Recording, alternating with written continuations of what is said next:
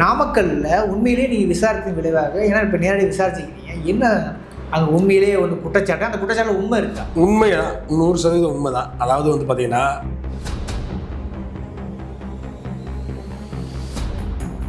வெளிப்படையா ஜாதியவே சொல்லி பேசியிருக்காங்க. சாதி சொல்லி பேசி, ஆமா, வெளிப்படையாக இந்த ஜாதிக்காரங்க அப்படின்னா நான் கொடுக்க மாட்டோம் அப்படின்ற அடிப்படை நான் விசாரிச்ச வரைக்கும் இந்த ஜாதின்றதால அந்த பொண்ணு சொல்லுதுல்ல. இங்க இருக்கிற நகர செயலாளர் வந்து இப்ராஹிம்ங்கிறவங்க அவங்களோட தனிப்பட்ட விருப்ப வெறுப்புக்கோசரம் பாகுபாடு பார்த்துட்டு எங்களை வந்து எந்த ஒரு ஃபங்க்ஷனுக்கும் எந்த ஒரு நிகழ்ச்சிக்குமே எங்களை கூப்பிடுறதே இல்லை. பொறுப்பு தரது பயன்படுத்துறது இல்லை, ஒரு நிகழ்ச்சியை முன்னிலைப்படுத்துவது இல்லை. அவங்களுக்கு நான் என்ன சொன்னேன், நான் தளபதிக்காக தான் அதை பார்க்குறேன், நான் தளபதிக்காக தான் உழைக்கிறேன். உனக்கு தளபதி யாரு? அட்டக்கத்தி வச்சு சினிமாவில் சண்டை போடணும் உனக்கு தளபதி? இப்ப எங்க ஜாதி ரீதியா எங்களை ஒதுக்குறாங்களா? நான் தாழ்த்தப்பட்ட அருந்தறியர் சமுதாயத்தை சேர்ந்த பொண்ணுதான் நான். ஏன் எங்களை அவாய்ட் பண்றாங்க? எல்லாத்தையும் சகிச்சுக்கிட்டு போறோம் எங்களுடைய ஆதங்கத்தை. மதுரையில விசால் கிருஷ்ணான்னு சொல்லி ஒரு குறிப்பிட்ட சாதி சேர்ந்தவர் தான். அதே சமயம் விசால் தங்கப்பாண்டி, கல்லாணை, மருதுபாண்டி எல்லாருமே வந்து பார்த்தீங்கன்னா ஒரு குறிப்பிட்ட சாதி சேர்ந்தவர் தான் மாவட்ட செயலாளர். குறிப்பிட்ட சாதினா கல்லர்கள், முக்குளத்தூர், முக்குளத்தூர் வச்சுங்க, அவங்க தான். அவங்க தான் வந்து பார்த்தீங்கன்னா இங்கே ஆக்கிரமம் பண்றாங்க. ஆனா பொறுப்பு தர்றதுல பெரிய உழைப்பு சுரண்டல் நடக்குது. அப்ப என்ன இந்த உழைப்பு சுரண்டல் எப்படி நடக்குதுன்னா, இவன் சக்கிலியன், இவன் பறையன், இவன் பள்ளன், இவன் புறவன் இப்படிங்கிற நோக்கத்தோட நடக்குது. இப்போ இந்த பெண்களையும் நீங்க சக்கிலிய பெண்கள் அப்படி அந்த அடிப்படையில் தான் அவங்க பொறுப்பு தரல. இந்த அக்காவை கூப்பிடாதீங்க, எதுக்குமே கூப்பிட வேண்டாம் அப்படின்லாம் சொல்லியிருக்காங்க.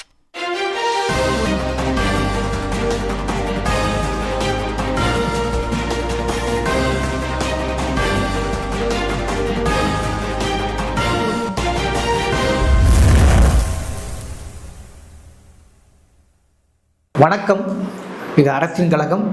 இன்று நாம் சந்திக்கிற மிக முக்கியமான அரசியல் ஆளுமை தமிழ் புலிகள் கட்சியினின் மாநில செய்தி தொடர்பாளர் திரு முத்துக்குமார் அவர்கள்.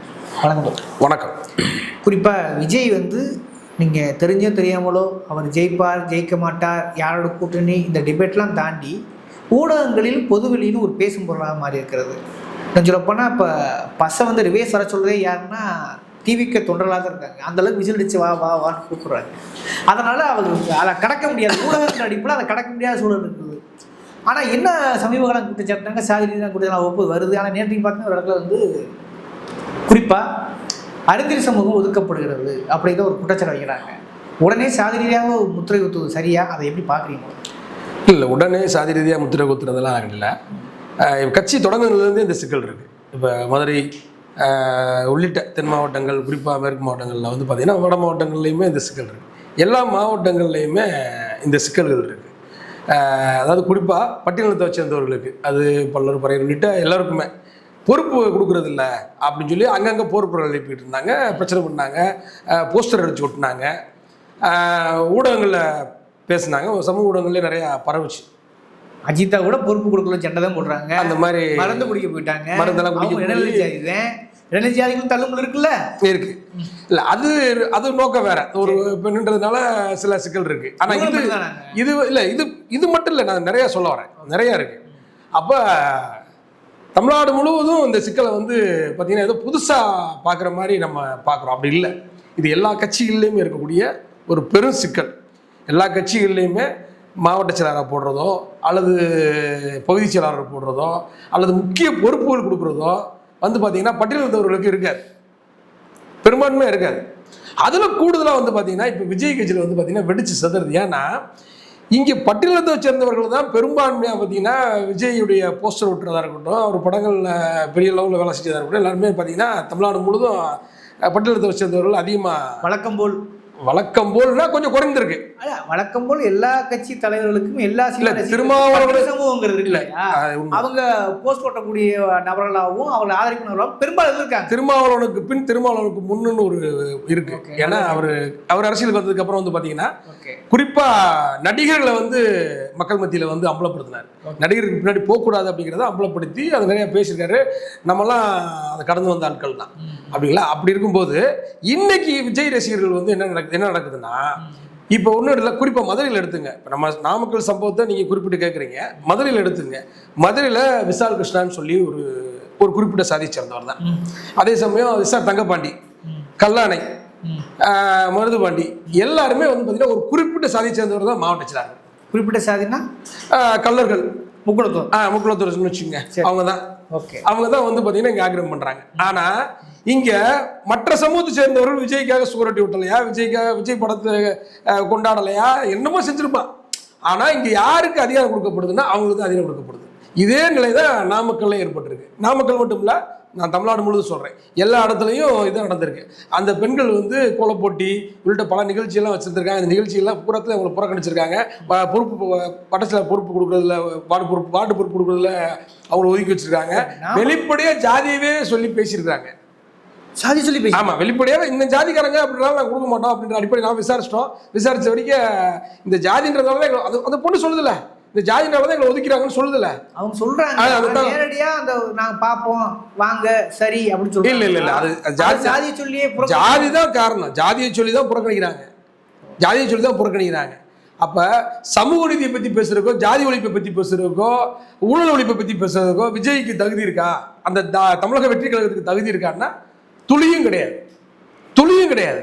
நான் வந்து ஊழலை ஒழிச்சிருவேன், நான் ஒரு ஆள் தான் ஊழல் ஒழிச்சிருவேன். இவர் வந்து முதல்ல சர்வாதிகாரி மாதிரி நான் பார்த்துக்கிடுவேன், எல்லாத்தையும் ஒழிச்சிருவேன்றாரு. பொறுப்புகள் போடுறதுலே பட்டியல் சாதிகளுக்கு எவ்வளவு இடையூறு இருக்கு. ஊழல் வேற, பொறுப்புகள் போடுறது சாதி ரீதியான வேலைப்பாடுன்றது வேற. நான் என்னன்னா ஊழலுக்கே வந்துருவேன். ஊழல்ல கூட இப்போ அவர் மீது குற்றச்சாட்டு, அவர் படத்துக்கு வந்து டாக்ஸி கட்டினாரா, அதெல்லாம் வலைத்தளங்கள்ல போய். அவர் படத்துக்கு டாக்ஸி கட்டுறது இல்லை, அவருக்கு வந்து ரோல்ஸ் காருக்கு வந்து வரி தள்ளுபடி கேட்கிறாரு. இதெல்லாம் அவர் ஊழல் ஒழிக்கலாம் ஒரு நாள் முடியாது அப்படிங்கிறது நம்ம அவரே பெரிய ஊழல்வாதி தான். ஆனா பட்டியல் சமூகம் ஒன்று பிரச்சனை, அவரே பெரிய ஊழல்வாதி தான் அப்படிங்கிறது நமக்கு தெரியும், வெளிப்படையா தெரியுது. ஒரு பக்கம் மதுரையில் கூட சமீபத்தில் ஒரு 1 மாதங்களுக்கு முன்னாடி கூட பார்த்தீங்கன்னா இதே பட்டியல் சமூக பெண்கள், நாங்கள் பட்டியல் சமூக ஆண்கள், நாங்கள் புறவடிப்பினோம் ஒத்தக்கடை சேர்ந்த ஆட்கள் கூட இந்த மாதிரியான ஒரு மிலிட்ரி மேல் நினைக்கிறேன், அவங்களும் இதே படத்தை பண்ணாங்க. மதுரையிலும் இந்த சாதி ரீதியாக பாகுபாடுன்னு சொல்லிட்டு இன்னும் சொல்லணும், பெண்களை கேலி பொருளாக பேசுறாங்க அப்படிங்கிற ஒரு பிரச்சனையும் எழுதுச்சு இல்லையா. நாங்கெல்லாம் நேரடியாக களத்துக்கு போறோம் மக்கள்கிட்ட. அப்ப விஜய் ரசிகர்கள்லாம் வந்து பாத்தீங்கன்னா, எங்களெல்லாம் விஜய் ரசிகர் பொதுவாக எல்லா ரசிகர்களே வந்து பாத்தீங்கன்னா நம்மளை பார்த்தா என்ன நினைப்பாங்கன்னா, என்ன இவங்க எப்போ பார்த்தாலும் ஜாதி ஒழிப்பு அது பேசிட்டு தர்றாங்க, எங்களை இப்பெல்லாம் எவன் ஜாதி பார்க்குறான் அப்படின்னு எங்களை ஏவலமா பேசுன மாதிரி ஆட்கள் எல்லாம் நிறைய உண்டு. ஆனா இப்ப அவங்க என்ன சொல்றாங்க, இப்பதாங்க எங்களுக்கு தெரியுது, கட்சிக்கு வந்த பிறகு தான் எங்களுக்கு தெரியுது, எங்களை ஒதுக்குறாங்க. ஏன் அவங்க ஜாதியை பத்தியே தெரியாம வந்துட்டு இருந்தாங்க. இப்படிலாம் ஜாதினா இந்த ஜாதினா இழிவுபடுத்துவான், அவமானப்படுத்துவான், பொறுப்பு தர மாட்டான், நம்மளை வளர மாட்டான் அப்படின்ற செட்டப்பே அவனுக்கு தெரியல. இப்போ கட்சின்னு வந்ததுக்கு அப்புறம் விஜய் கட்சியில் இருக்கக்கூடிய அந்த சாதி, அந்த நாங்களாம் பெரிய சாதி அப்படின்ற உயர்மான மனப்பான்மை இருக்கான்ல, அவன் பொறுப்பு தர்றது கிடையாது எதுவுமே. இப்போ மதுரையில் எடுத்துக்கங்களேன், மதுரையில் நிறைய வெளிப்படையா சொல்றாங்க. மதுரையில் வந்து பார்த்தீங்கன்னா எஸ்ஆர் தங்கப்பாண்டி மாநகரில் இருக்கார்ல, அவர் மகன் தான் வந்து தகவல் தொழில்நுட்ப அணி பொறுப்பாளர். எஸ்ஆர் தங்கப்பாண்டி அவர் ஒரு வாரிசு. இந்த வாரிசு அரசுக்கு தான் விஜய் பேசுறாருல, இங்கே அவங்க கட்சியிலையும் எல்லாமே இருக்கு. அவன் என்ன செய்ய, மகனுக்கு பொறுப்பை போட்டு பணம் கொடுக்குறவனுக்கு மட்டும்தான் இங்கே பொறுப்பு. அதில் வந்து பார்த்தீங்கன்னா நான் சொல்கிறேன், 20 வருஷம், நான் 20 வருஷம் 15 வருஷம் இத்தனை வருஷம் நான் விஜய் படத்துக்கு போஸ்ட் விட்டுருக்கேன், அதை செஞ்சுருக்கேன். மிகப்பெரிய ஒரு உழைப்பு சுரண்டல் நடக்குது. பொறுப்பு தர்றதுலேயே பெரிய உழைப்பு சுரண்டல் நடக்குது. அப்ப என்ன இந்த உழைப்பு சுரண்டல் எப்படி நடக்குதுன்னா, இவன் சக்கிலியன், இவன் பறையன், இவன் பள்ளன், இவன் குறவன், இப்படிங்கிற நோக்கத்தோட நடக்குது. இந்த பெண்களையும் நீங்க சக்கிலிய பெண்கள் அப்படி அந்த அடிப்படையில் தான் அவங்க பொறுப்பு தரல. அந்த அடிப்படையில் தான் அவங்க எதுலையுமே, அதாவது போஸ்ட் ஓட்டுறதுக்கு பயன்படுத்துறான், பொறுப்பு தரதுக்கு பயன்படுத்துறது இல்லை, ஒரு நிகழ்ச்சியை முன்னிலைப்படுத்துவது இல்லை. அவங்களுக்கு நான் என்ன சொன்னேன், நான் தளபதிக்காக தான் அதை பார்க்குறேன், நான் தளபதிக்காக தான் உழைக்கிறேன். உனக்கு தளபதி யாரு? அட்டக்கத்தி வச்சு சினிமாவில் சண்டை போடணும் உனக்கு தளபதி? களத்தை உனக்காக நிற்கக்கூடிய தளபதி நாயத்தில் நிற்கிறார். நாமக்கல்ல களத்தை அங்கே நின்று உங்களுக்கு போராடிக்கிட்டு இருக்காரு. அங்கே இருக்கக்கூடிய பட்டியல் சமூகத்துக்கான வன்கொடுமைகளுக்கு எதிராக போராடுறவர் ஒரு தலைவர் இருக்கிறார். இந்த தளபதிக்காக நான் இதெல்லாம் சகிச்சுக்கிறேன்னு வேற பேட்டி கொடுக்குது அந்த பொண்ணு. நான் தளபதிக்காக சகிச்சுக்கிறேன்னு பேட்டி கொடுக்குது. அதான் சொல்றோம்ல, இவங்களுக்கு வந்து சமூக புரிதல் கிடையாதுங்க. சமூகத்தில் என்ன நடக்குது, என்ன ஏன் ஏற்றத்தாழ்வுகள் இருக்கு, ஏன் இந்த பிரச்சனை நடக்குது, இப்போதான் அவங்க உணர்றாங்க. தன்னால அவங்க வெளியே வரணும். இனிமேல் போய் நான் தளபதிக்காக இருப்பேன், தளபதிக்காக சகிச்சுக்கிருவேன் அப்படிங்கிறதெல்லாம் முட்டாள்தனம். ஒருவேளை விஜய்க்கு தெரியாமல் சம்பவம் நடந்திருந்தா? ஏங்க விஜய்க்கு தெரியாது, நான் ஒருத்தர் ஊழலே ஒழிச்சிருவேன்னு சொல்றாருல. இப்போ கூட செயற்குள்ள என்ன சொன்னாரு, நான் ஊழலாம் நடத்த விட மாட்டேன் ஒழிச்சிருவேன்றாருல. உன்னால பொறுப்புகள்ல ஜாதி பார்க்காம இருக்க முடியும். இது என்ன இன்னைக்கு கம்ப்ளைண்ட் வந்திருக்கு? ஃபர்ஸ்ட் கம்ப்ளைண்டா?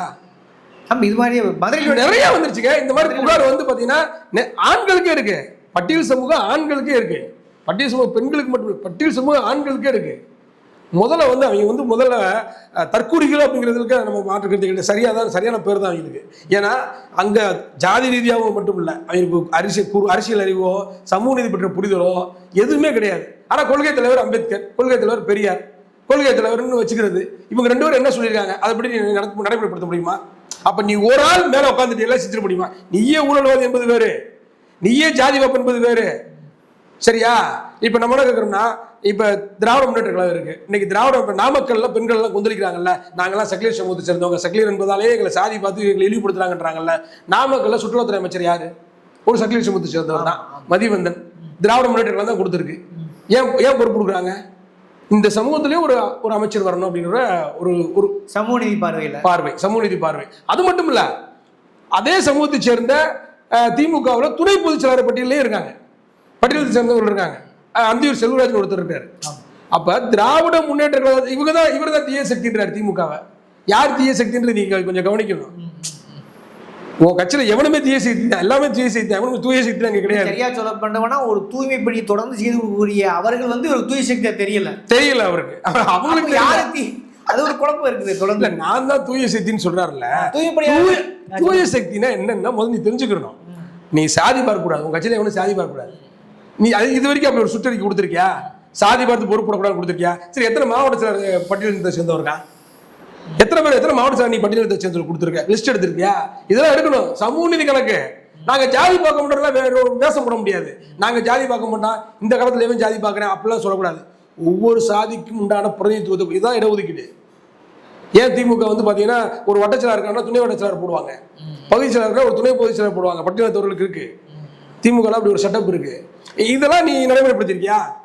அப்புறம் நீ வந்து நான் தூய சக்தின்ற, நான் ஊழலை பூரா ஒழிச்சிருவேன். நீ ஏற்கனவே ஊழல்ல வரி கட்டுறதுலேயே மோசடி பண்ணியிருக்க, கார் இறக்குமதி பண்றதுல மோசடி பண்ணிருக்க, புலிப்படத்துல வரக்கூடிய வருமானத்தை மறைச்சு காட்டியிருக்க, அபராதம் விதிக்கப்பட்டிருக்கு.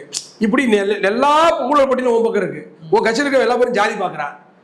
நம்ம இன்னும் அதோட ரொம்ப முக்கியது, திமுக தீய சக்தின்றார்ல. நம்ம ஏன் ரெண்டே ஒப்பிடுறோம்னா, நாங்கள் தான் தூய சக்தி, திமுக தீய சக்தின்றார்ல. கலைஞருடைய ஜாதி ஒழிப்பை வாயில பேசல. கலைஞர் அவர்கள் ஜாதி ஒழிப்பை வெறும் வாயில மட்டும் பேசல, தன்னுடைய குடும்பத்துல பார்ப்பனர் முதல் பட்டியல் சாதி வரை அனைத்து சாதியும் பெண் கொடுத்து பெண் எடுத்திருக்கிறார். ஜாதி ஒழிப்பை தன் குடும்பத்துல நகர்த்தவர். உன்னால செய்ய முடியுமா? நீ தூய சக்தின்னு சொல்ற, நீ செஞ்சிருவியா? நீங்க இதெல்லாம் வருங்க. ஏங்க தூய சக்தி தீய சக்தி இதெல்லாம் வரணும்.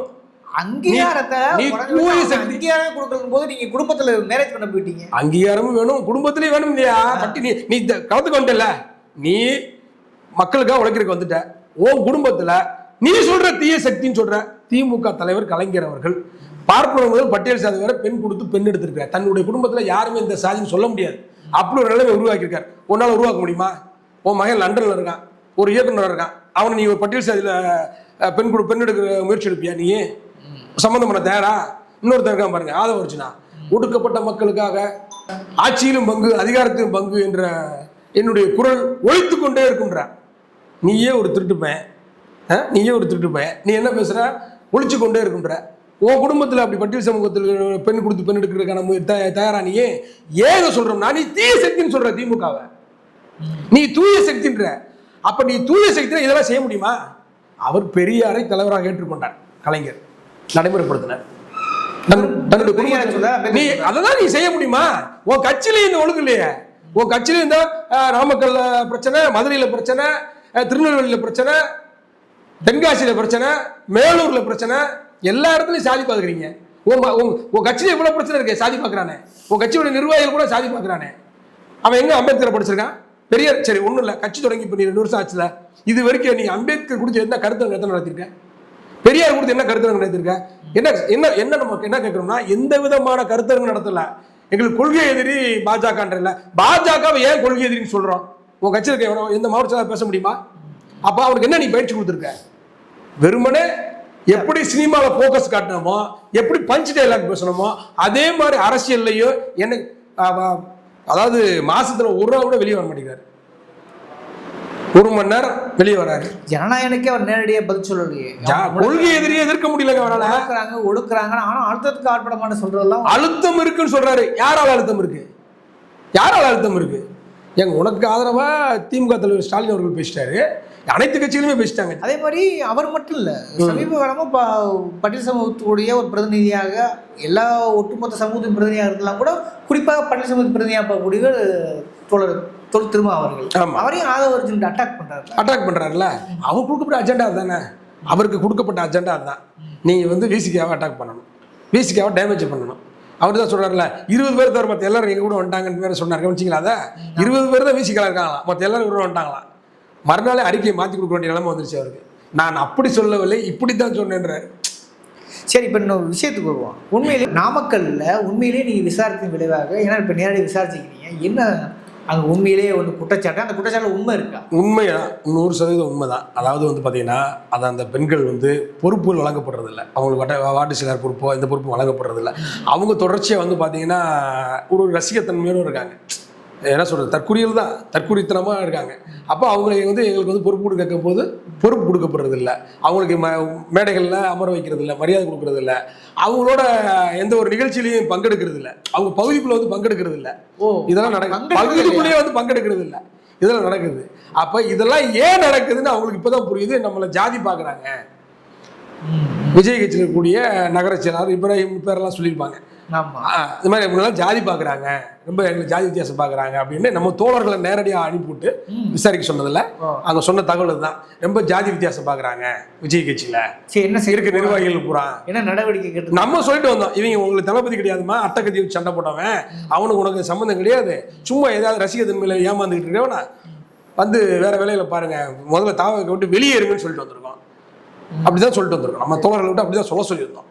ஏன்னா நீ இந்த ஜாதி ஒழிப்புங்கிறத வந்து விஜயாலெல்லாம் பேசவே கூட முடியாது, வாயை திறந்து பேச முடியாதுங்க. கவின் படுகொலைக்கு வாயை திறக்கல இல்லை, கவின் படுகொலைக்கு மட்டும் இல்லை, ஒரு தொடர்ச்சியாக வந்து பார்த்தீங்கன்னா பட்டியல் சமூக எந்த ஒரு விஷயத்துக்குமே அவர் பேசுறதே கிடையாது. கவின் படுகொலை மட்டும் இல்லை, இப்போ திருச்செந்தூரில் எப்படி நான் இருக்கிற பகுதியில் வந்து ஒரு சக்தியின் குடியிருக்க வரலாம், குடியிருப்பு பகுதிங்க, குடியிருக்கிறது நான் ஒரு அவனே வாடகை வீட்டில் இருக்கான், நான் இருக்கிற குடியிருப்பு இருக்கிறது நீ எப்படி குடியிருக்க வரலாம் அப்படின்னு சொல்லி இப்போ சமீபத்தில் திருச்செந்தூரில் வந்து பார்த்தீங்கன்னா சாப்பிட்டு இருந்தோன்னா பின்னாடி கூட வந்து கழுத்தில் கத்தி வச்சு குத்தி அந்த வீடே ரத்தத்தில் மதங்கினான்.